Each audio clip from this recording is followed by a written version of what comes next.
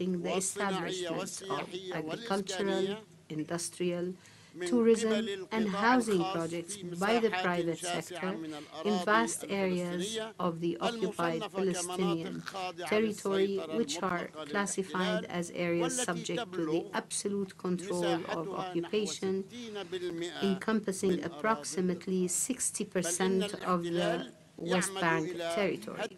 The occupying power continues to deliberately demolish what the PNA is building. Projects funded by donor brethren and friends, and destroying the PNA's projects involving building roads, simple homes for its citizens, and agricultural facilities. In fact, over the past 12 months, the Israeli occupying forces demolished 510 Palestinian structures in these areas, displacing 770 Palestinians from their homes. These measures have caused great damage to our economy and impeded our development programs and private sector activity. They compound the socio-economic difficulties of our people under occupation, a fact confirmed by international financial institutions. Israel's overall policy is ultimately leading to the weakening of the PNA, undermining its ability to carry out its functions and to implement its obligations, which threatens to undermine its very existence or threaten its collapse. All of this is taking place in the context of an Israeli political discourse that does not hesitate to brandish aggressive, extremist positions, which in many aspects and its practical application on the ground is inciting religious conflict. This is something we firmly reject based on our principles and convictions, and due to our understanding of what it means to fuel such fires in this very sensitive area full of explosive flashpoints, and how it can fuel the action of extremists from various quarters, especially those trying to use tolerant monotheistic religions as an ideological justification for their terrorism. Mr. President, ladies and gentlemen, we on our part, as proof of our seriousness and our sincere intention to create an opening in the same path, conducted exploratory talks with the Israeli government at the beginning of this year upon the initiative of the Hashemite Kingdom of Jordan. We have also encouraged the expressed desires of several countries to contribute to efforts to break the cycle of deadlock. We have also ourselves undertaken initiatives to create favorable conditions for the resumption of negotiations. Unfortunately, however, the result of all these initiatives has been very negative. Mr. President, ladies and gentlemen, there can only be one reading of the Israeli government's actions in our homeland and of the positions it has presented us with regarding the substance of a permanent status agreement to end the conflict and achieve peace. That one understanding leads to one conclusion, that the Israeli government rejects the two-state solution.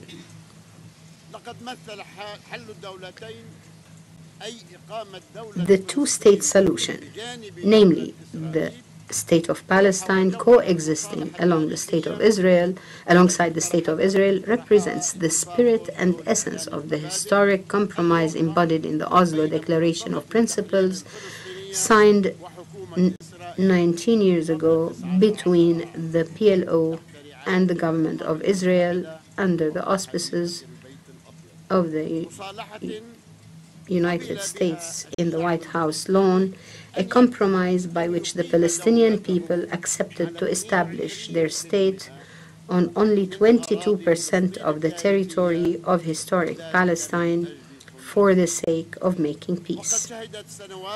The recent years have actually witnessed a systematic acceleration and intensification of Israeli measures aimed at emptying the Oslo Accord of their meanings while simultaneously building facts on the ground in the occupied Palestinian territory that are making the implementation of the accords extremely difficult, if not completely impossible. Mr. President, ladies and gentlemen, the Israeli government aims to continue its occupation of East Jerusalem, to de facto annex large areas of the rest of the occupied Palestinian territory, and to continue occupying a large portion of the territory under different pretexts. It refuses to engage in any serious discussion of the issue of the Palestinian refugees. It wants to continue its occupation of Palestinian water aquifers and its control over the most fertile agricultural areas in our land, as well as over our air, skies, borders, and our life in its entirety.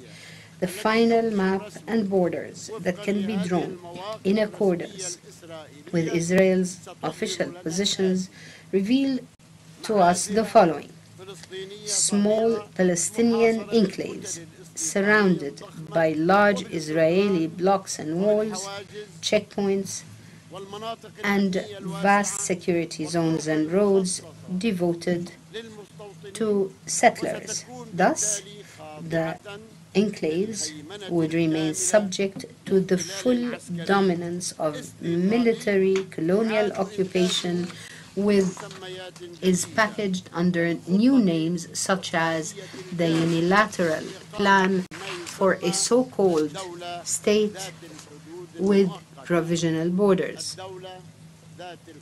I repeat, a state with provisional borders. This is a project that we categorically reject from A to Z because it shall not bring about peace. Mr. President, Israel refuses to end the occupation and refuses to allow the Palestinian people to attain their rights and freedom, and rejects the establishment of the State of Palestine. Israel is promising the Palestinian people a new catastrophe, a new Nakba, a new setback. I speak on behalf of an angry people, a people that feels that while they press for their rights to freedom, adopt a culture of peace, and adhere to the principles and rules of international law and resolutions of international legitimacy, rewards continue to be illogically bestowed upon Israel, whose government pursues a policy of war, occupation, and settler colonization.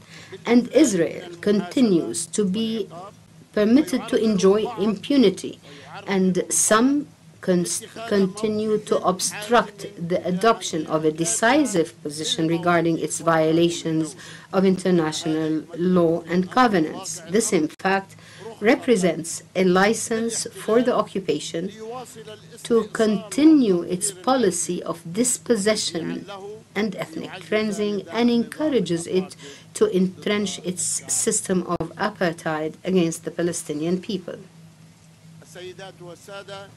Ladies and gentlemen, despite our genuine feelings of anger, we, in the name of the Palestine Liberation Organization, the sole legitimate representative of the Palestinian people, the sole legitimate representative of the Palestinian people, which will not accept to be divided into two, and we shall not allow it to be divided into two. We are the sole legitimate representative of the Palestinian people.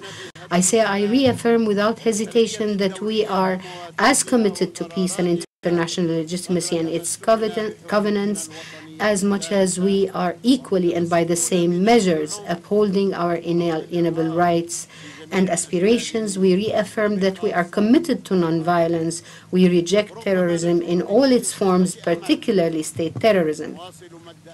Despite our feelings of disappointment and our despair, we continue to sincerely extend our hands in peace to the Israeli people to make peace. We realize that ultimately the two peoples must live and coexist, each in their respective state in the Holy Land. Further, we also realize that progress towards making peace is through negotiations between the Palestine Liberation Organization and Israel. Despite all the complexities of the prevailing reality and all the frustrations that abound, we say, before the international community, there is still a chance, maybe the last, to save the two-state solution and to salvage peace. However, this urgent task must be pursued via a new approach.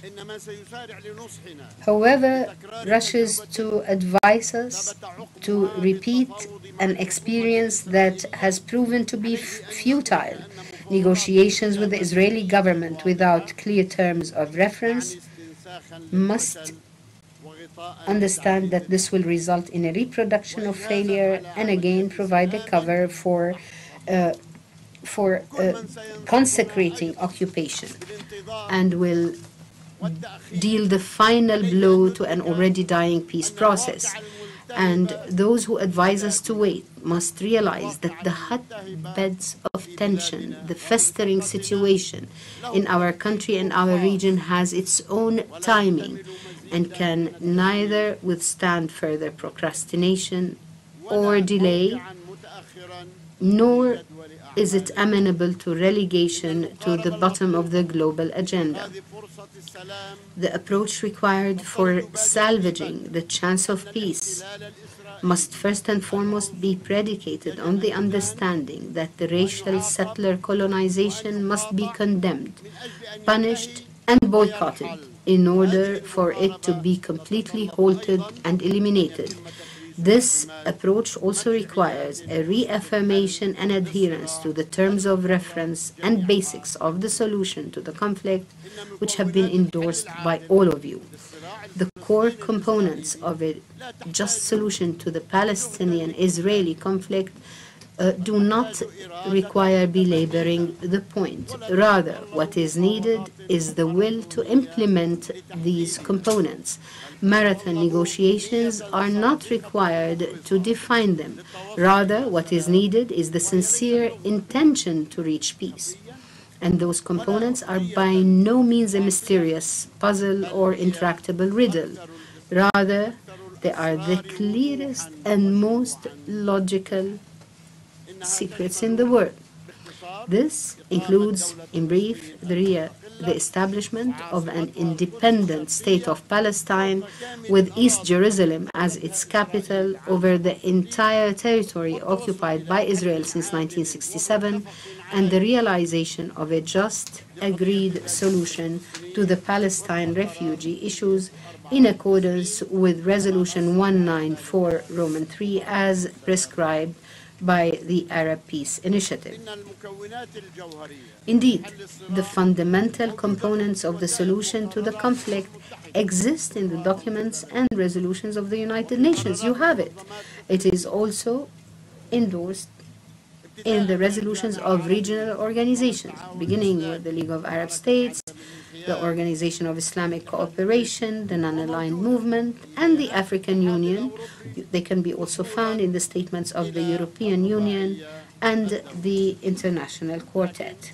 However, what's the use of all of those terms of reference if Israel continues to refuse and is encouraged to continue to oppose these terms of reference?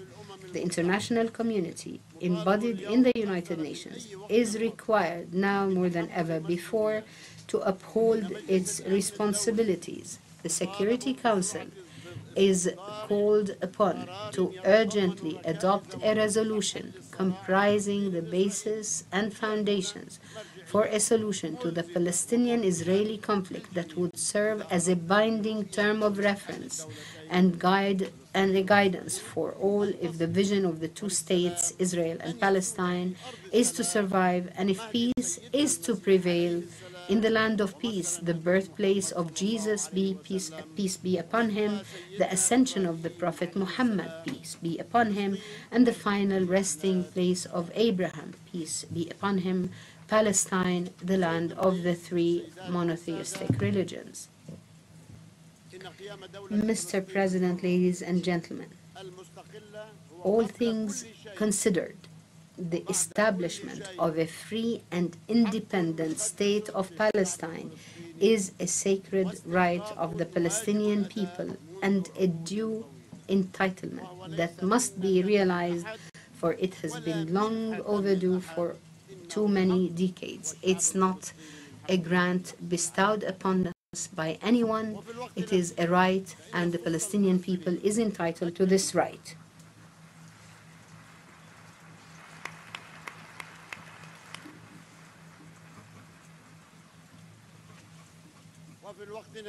At the same time, the Palestinian National Authority has affirmed, through implementation of its state institution building program, the ability to create an advanced model for an effective modern state through the development of the performance of its institutions, public finance management, through the adoption of transparency, accountability, and rules of good governance.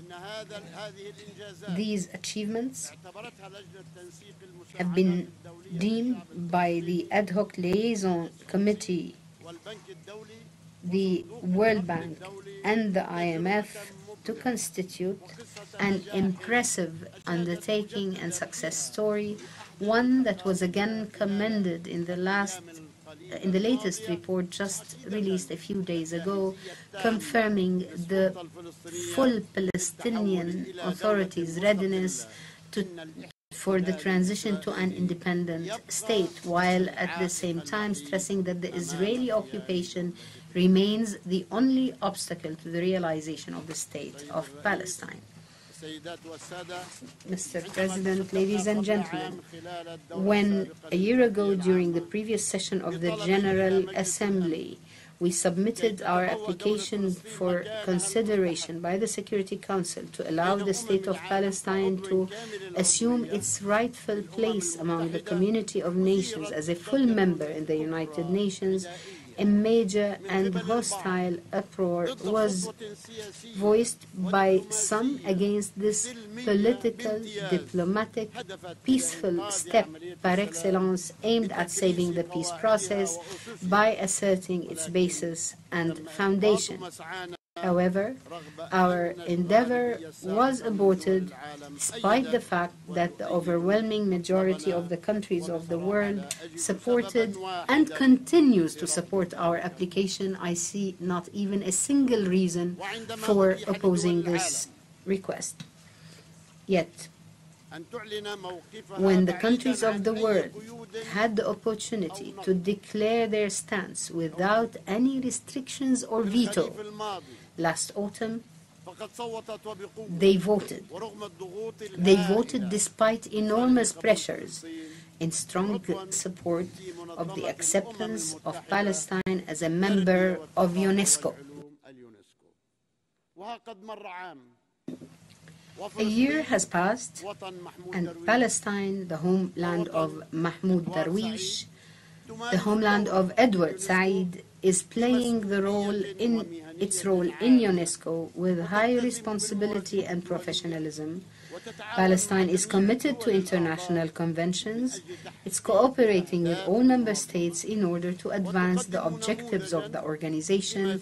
It is providing a model of what its positive, constructive contribution in international organizations would be. In order to enhance the chances for peace, ladies and gentlemen, we will continue our efforts to obtain full membership for Palestine at the United Nations.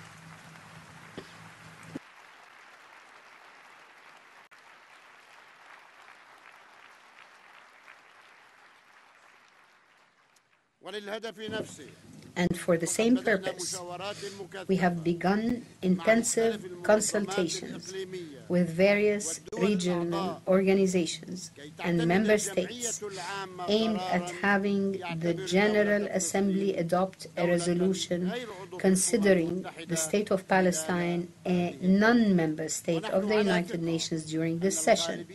We are confident that the vast majority of the countries of the world support our endeavor aimed at salvaging the chances for a just peace. In our endeavor, we do not seek to delegitimize an existing state, that is Israel, but rather to assert the state that must be realized, that is Palestine.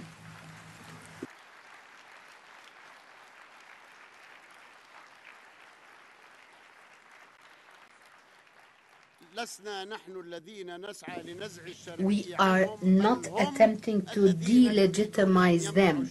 They are trying to delegitimize us.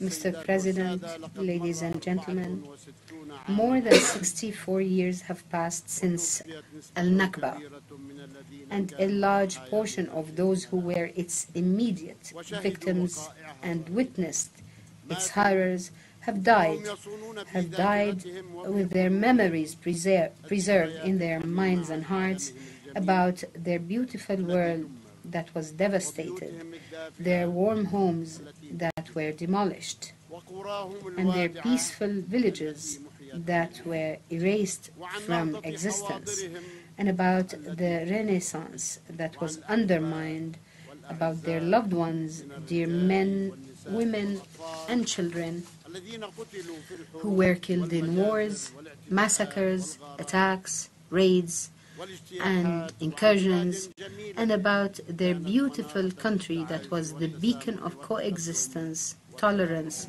progress, and a crossroads of civilization.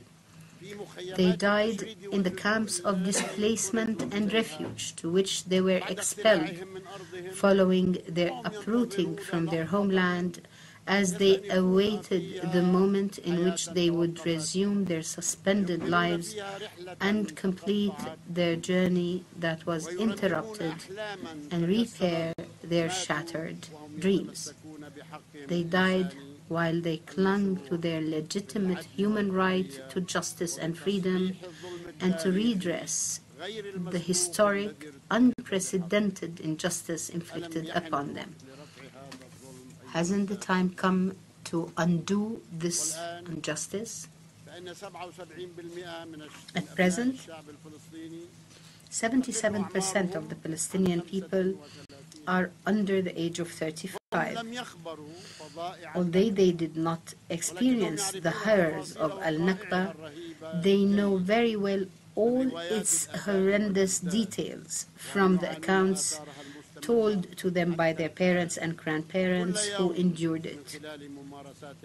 And they are suffering from its ongoing effects until today and every day as a result of the practices of the occupation and the settlers on a land that is diminishing and a horizon before them that is blocked against their simple, ordinary dreams. They see their homeland and their present and future vulnerable to continued usurpation, and they say firmly, we shall not allow a new Nakba to happen.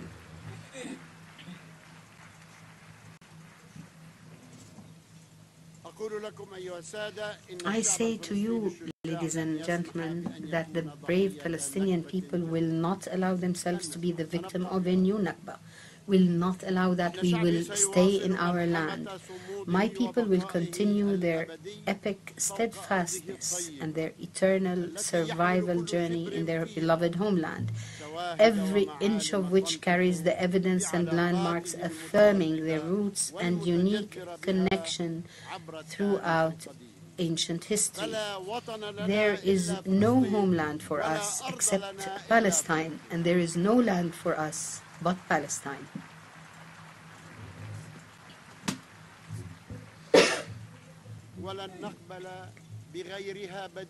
We shall not accept an alternative homeland nor an alternative land. Palestine is our homeland and shall remain our homeland. Our people will continue to build the institutions of their state and will continue to strive to achieve national reconciliation to restore the unity of our nation, people, and institutions via resorting to the ballot boxes, which will confirm our people's pluralistic democratic choice. Our people are also determined to continue peaceful popular resistance. Peaceful popular resistance, I repeat, consistent with international humanitarian law against the occupation, against settler occupation, and for the sake of freedom, independence, and peace. Mr. President, ladies and gentlemen, prevent the occurrence of a new Nakba in the Holy Land. Prevent the occurrence of a new Nakba in the Holy Land. Support the realization of a free, independent state of Palestine now. Let peace be victorious before it is too late. Peace be upon you.